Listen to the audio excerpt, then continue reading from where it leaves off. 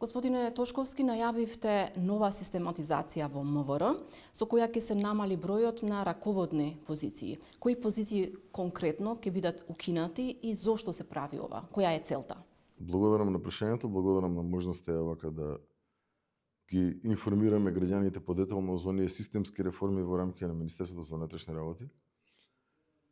Морам да напоменам дека многу ми е жал,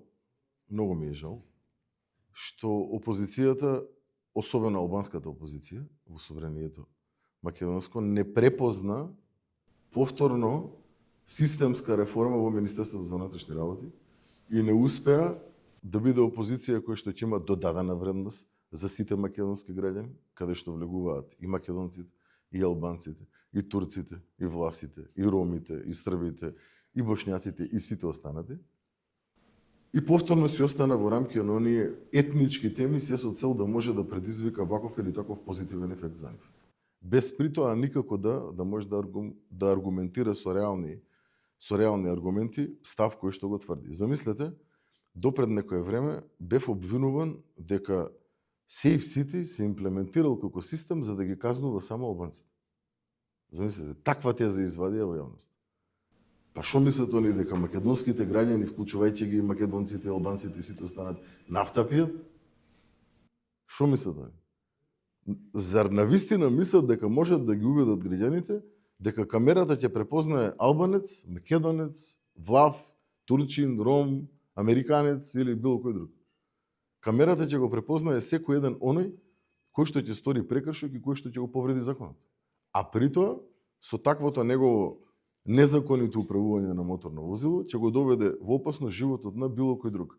Зошто не поставаа прашање, например, да речеме, колку албанци загинале во 2024 година? Ќе дискутираме или за во оваа тема, 2025 година. Сега за Зошто не поставија прашање колку животи ќе бидат спасени во иднина со имплементирање на вакви реформски закони и реформски системски решенија?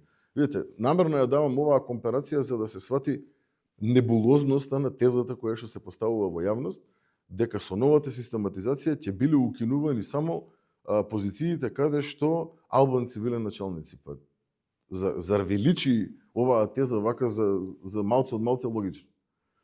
Со новата, ама тезата е исто толку небулозна, колку што е небулозна тезата дека Safe City ќе казнувал само албанци. Тие реагираат, например, за полициските станици во Бутел, Куманово, Кичево, каде што заменик началници се албанци моментално. А во Велес, Кратово, Охрид, Битола, Гевгелија, да продолжам да ги редам вака сите. Таму помошници и заменици кои се? Кои позиции тогаш ќе се укинува? Тука е небулозноста на прашањето. Поставено од страна на опозицијата во насока да изгради теза дека се крателе само началнички места за албанци, за роми, за бошњаци или за не знам кој друг етникум во Македонија. Значи, новиот закон за внатрешни работи и новата систематизација прави навистина суштински реформи во рамките на работењето на Министерството за внатрешни работи.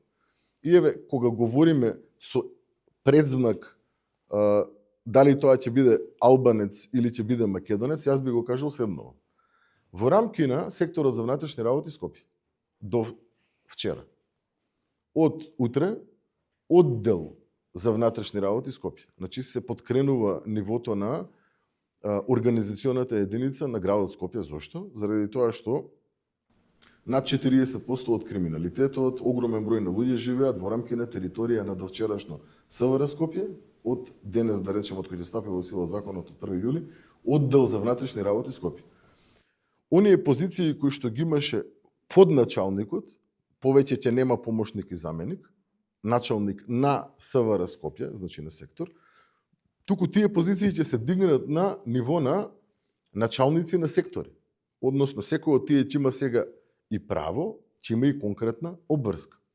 Јас ви уверувам и гарантирам, и познавам лично, голем број и на албанци, и на турци, и на роми, македонски граѓани кои што не се македонци по етникум, кои што се многу квалитетни и би можеле да бидат на било која од тие три секторски позиции во рамки на одделот на внатрешни работи при СВР Скопје.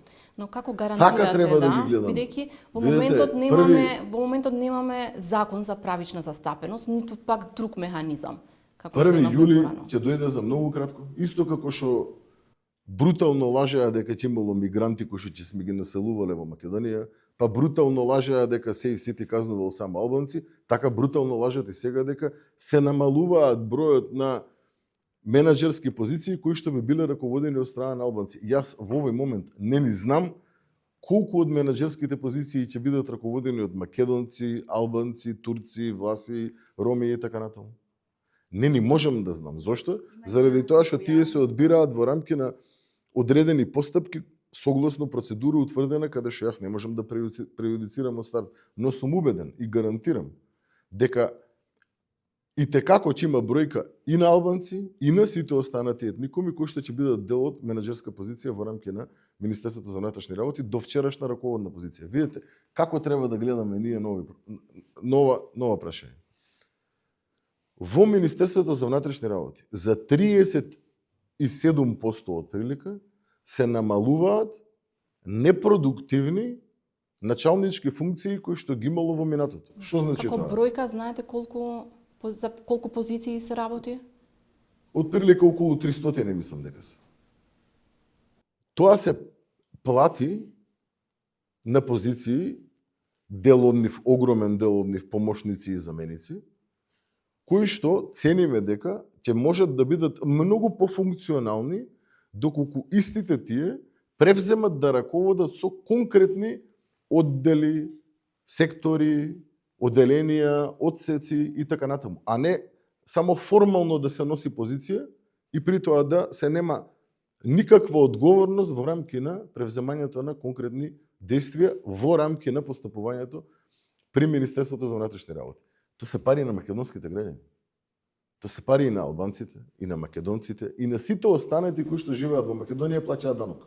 Да. Но прашањето ми беше како се гарантира во услови кога немаме и закон за правична застапеност. Ако тргнеме од таа појдовна точка, дека со новата систематизација сме успеале 37% да намалиме раководни позиции и при тоа да го ставиме во функција системот така како што треба да го ставиме, а при тоа ја подкренеме безбедноста на македонските граѓани во секој еден сегмент. Чекор напред отидеме. Например, воведеме интервентна полиција во рамки на СВР Тетово, да речеме.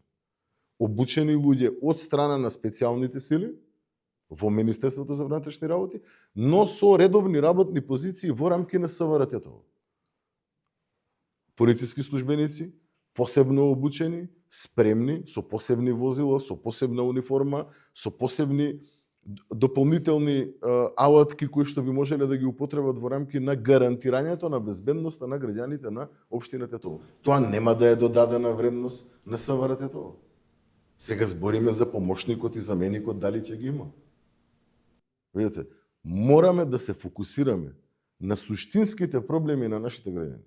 Мораме да се фокусираме на одговорот на полицијата на нашите граѓани да биде со додадена вредност, а не со одземена. Пример, зошто македонската опозиција, составена и од албанци и од македонци, не имплементираше во претходните 8 години управни служби за граѓаните на општина Липково? Зошто тоа не вака го извадиме како прашање? Граѓаните на општина Липково не заслужуваа во рамки на своето населено место да си подигнат пасош, да се сликаат за лична карта, да извадат возачка дозвола. Заслужуваат или не заслужуваат? Јас ви тврдам дека заслужуваат. Ние отворивме управни служби во рамки на општина Липково заедно со градоначалникот од редовите на опозиционата партија, кој што побара од мене, уште во техничка влада да го направиме тоа, и јас како предлог министер од редовите на ВМРО ДПМН направив се што можам за во најкраток можен рок да го ставам во функција управното оделение во општина Липково и тоа да функционира до ден денес безпрекорно. Зошто не говориме за општина Жилино? И таму отворивме управни служби. И таму Министерството за внатрешни работи го доближивме до граѓаните на општина Жилино. Па сега тие не треба да трошат финансиски средства, да чекаат во гужви и така натаму во останатите блиски општини, туку во рамки на својата општина си го стваруваат своите права. Зошто не говориме за општина Сарај?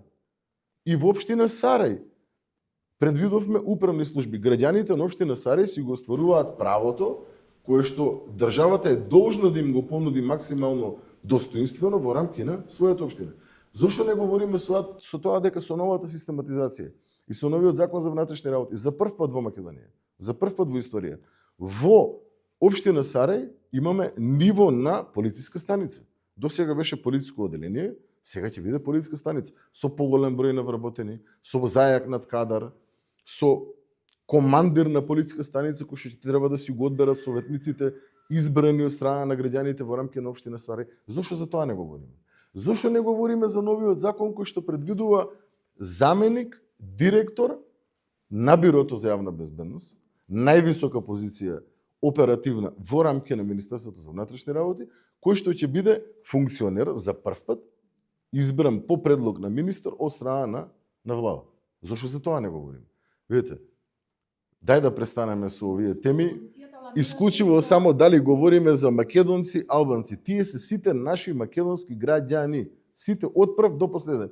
И треба да говориме како да им помогнеме на луѓето, како да си ја сработиме работата, а луѓето да имаат подобар, подостоинствен и поубав живот. Тоа е нашата цел. Се алармираше и за оделенијата за внатрешни работи во Дебар, Струга и Кичево дека ќе се деградираат. Дали ова е точно? Не. Дали се менува нешто во оваа насока? Не точно. Имаше една Им претеничка... остануваат истите надлежности? Имаше една претеничка, да. Имаше една претеничка која што би постави прашање дека добило информација дека нема да постои повеќе ОВР Дебар. Односно, оделение за внатрешни работи Дебар. Не праша тогаш претеничката дали ќе постои оделение за внатрешни работи Крушево. Не праша дали ќе постои оделение за внатрешни работи Македонски Брод. Не праша дали ќе постои оделение за внатрешни работи Гевгелија. Ама мене ме боли и ме интересира и за Дебар, и за Гевгелија, и за Крушево, и за Сарај, и за Желино, и за Липково, и за Велес, и за Струмица, и за сите градови во Македонија и сите општини, за сите ме боли. И за сите се грижам, и за сите гледам да дадеме максимум да ја подобриме услугата. Дали ќе има ОВР Дебар со измените на новиот закон и со новата систематизација? Да, ќе има. Со исти надлежности. Со исти надлежности. Дури и зајакнати може да има, имајќи ги предвид значењето кои што ги даваме на униформираната полиција во иднина. Односно, ќе ги зајакнеме и како капацитетите на униформираната полиција, на онаа полиција која што е видлива за граѓаните. Вашиот заменик, господинот Астрид Исеини, рече дека не е само што правичната застапеност ќе се подобри, ќе се зачува, туку и ќе се подобри. Прашањето ми е дали има преговори во политичко ниво меѓу ВМРО и ВЛЕН за распределбата на позициите? Видите, значи, пак ќе речем, суштинска тема е како да им го подобриме животот на граѓаните.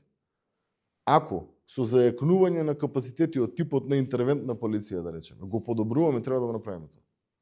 Ако со поддигање на квалитетот на организационијата единица во рамки на општина Сарај од оделение на полициска станица, зошто? Затоа што е зголемен број на жители, затоа што Матка е туристички центар, затоа што имаме огромен број на туристи кои што доаѓаат таму и така натаму, ние треба да го направиме тоа. Ако се намалува бројот на жители, ако нема потреба согласно реалните потреби на Министерството за внатрешни работи, односно на македонските граѓани, каде што влегуваме сите, тоа што треба да намалиме од полициска станица на полициско оделение. Не можеме ние да гледаме дали општина Сарај е раководена од албанец градоначалник или општина Гевгелија е раководена од македонец градоначалник. Мораме да се раководиме согласно потребите на граѓаните. Во конкретниот случај, општина Сарај е таа која што согласно квантитативните и квалитативните аргументи изискува да добие полициска станица, односно да го качи рангот. До сега било полициско оделение, имаме поголем број на жители, имаме поголем број на туристи. Суштински, насушно ни е потребно да го зголемиме бројот на полициски службеници на територија на општина Сарај, со тоа да добие општина Сарај командир на полициска станица кој што ќе биде избран од страна на советниците во рамки на општина Сарај. Мораме да го направиме тоа. Потребно е да го направиме тоа, ама не заради тоа што е албанец градоначалникот на општина Сарај. Туку заради тоа што во општина Сарај имаме поголем број на жители поголем број на туристи. Тоа треба да ни бидат основните параметри и критериуми во рамки на нашето работење. И ја замолувам опозицијата, да работи во интерес на своите граѓани. Да отвара теми кои што се од интерес за своите граѓани, а не да растура пердови, да измислува теми и повторно да се обидува да не држи во некој зачаран круг од минатото. Мислам дека е дојдено време кога македонските граѓани албанци од општина Липково и те како се задоволни со услугите кои што ги добиваат од Министерството за внатрешни работи во општина Липково. Го спомнавте, за тоа треба да зборуваме. Да, го спомнавте и Safe City, имаше многу дебата околу Safe City, но зошто е проблем за МВР СМС пораките на граѓаните да им стигнат и на албански јазик? Вака се. Апсолутно не е никаков проблем. Каде е суштината? Актот, документот кој што произведува право и обврски, тоа е записникот кој што го добива секој еден граѓанин кој што ќе стори прекршок. Записникот за сторен прекршок се доставува на македонски на оние кои што се декларирале за македонци во рамки на лична карта, на македонски и албански, оние кои што се декларирале албанци во рамки на лична карта. Тоа е тој документ кој што произведува правно дејство. Пораката е од информативен карактер. И истата се доставува на латинично писмо. Зошто? Заради тоа што комуникацијата која што ја имаме како министерство преку телеком операторите е најефикасна и најекономична да оди во рамки на една порака, затоа е на латинично, не е на кирилично писмо. Ако требаше да биде на кирилично писмо, ќе требаше да има најмалку 2 или 3 пораки, не ме држете за збор. Вака имаме една порака. Ако требаше да оди и на албански, на англиски, на сите останати јазици, ќе треба да има 50 пораки кои што ќе треба да се испратат од страна на министерството. Значи, навистина мораме, пак ќе кажем, мораме да збориме за суштина. Јас имавме една работна група овде која што работевме повеќе од, да не речам, година дена на сите овие законски измени, правевме предвидувања како ќе се имплементира, дали е спротивно на устав, беа вклучени нашите меѓународни партнери, беа вклучени професори од факултети, беа вклучени експерти по уставно право. Видите, ова е еден таков огромен проект на кој што многу време беше посветено пред да истиот се стави во функција и пред да биде пуштен. Имавме тест период и така натаму. Доколку 2026 година имаме само една жртва помалку од 2025 година. Навистина, сите како македонски граѓани, сите буквално, македонците, албанците, турците, власите, ромите, србите, бошњаците, сите, треба да сме горди на тоа што ние сме успеале да постигнеме да го направиме. А тоа е да спасиме еден човечки живот повеќе од претходната година. А тоа мал дел, еве да речем мал дел, ќе има и Safe City.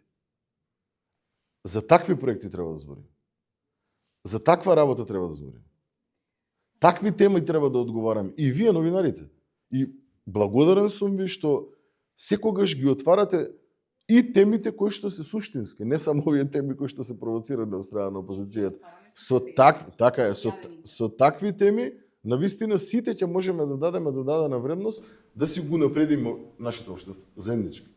Господине Тошковски, на поранешниот прв вице-премиер Артан Груби му е предложен домашниот притвор. Кога и дали ќе направите нова безбедносна проценка? Вашето прашање моментално е во рамки на процесни действија кои што се во надлежност на обвинителството и на судот. Не би сакал да навлегувам во тој дел. Обвинителството и судот врз основа на сите расположливи информации, докази и така натаму имаат право согласно закон да предлагаат, да уважуваат, да спроведуваат секакви мерки кои што би биле во интерес на процесната постапка. Не би сакал да навлегувам во нивна надлежност. Но проценката за безбедноста ја прави МВР и АНБ. Добро. Дали побара обвинителството да направите, например, нова проценка? Нема побарано обвинителството од страна на Министерството за внатрешни работи на таков тип на действија да превземе МВР. Снимките кога Груби се појави на граничниот премин во Блаце оставија впечаток дека се очекуваше некако тој момент. Дали ви беше најавено дека се враќа токму на 23 февруари, господинот Груби? Видете, јас би сакал оваа тема да ја дефинираме од аспект на тоа дали бегалецот, кој што повеќе од година дена бил недостапен на органите на прогон, сега е достапен на органите на прогон. Така треба да разговараме на оваа тема. Дали оној кој што кажуваше дека бил на патување во странство, сега е достапен на судот, е достапен на јавното обвинителство, е достапен на Министерството за внатрешни работи или не? Да, сега е. Да. Имавте информации дека ќе се врати токму тој ден? Не. Дали МВР најде доволно материјали, докази околу сомнежите за криминалот во државна лотарија? Тогаш велевте дека со парите од криминалот се купувало и имоти надвор од државата. Дали најдовте докази за овие тврдења?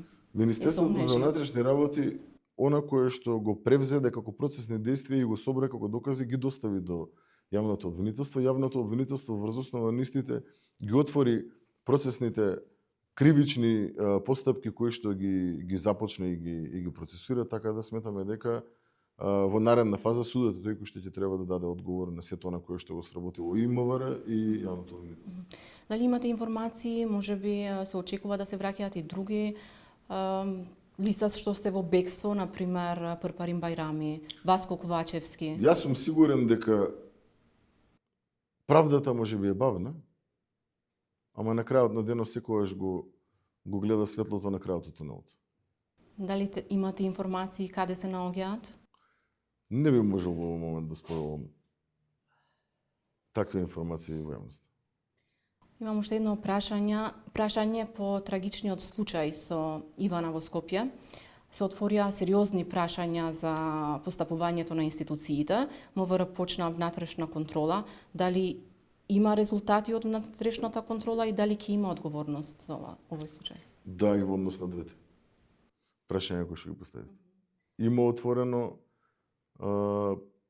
преиспитување на работата од страна на одделот за внатрешна контрола, согласно на кое што го имам како информација утврдена е недоследност, незаконитост во рамки на постувањето на дел од службениците и ќе се така е, и ќе се превземат соодветни процесни чекори и во рамки на Министерството за внатрешни работи и од страна на јавното обвинителство во соработка со Министерството за внатрешни работи. Господине Тошковски, ви благодарам за ова интервју.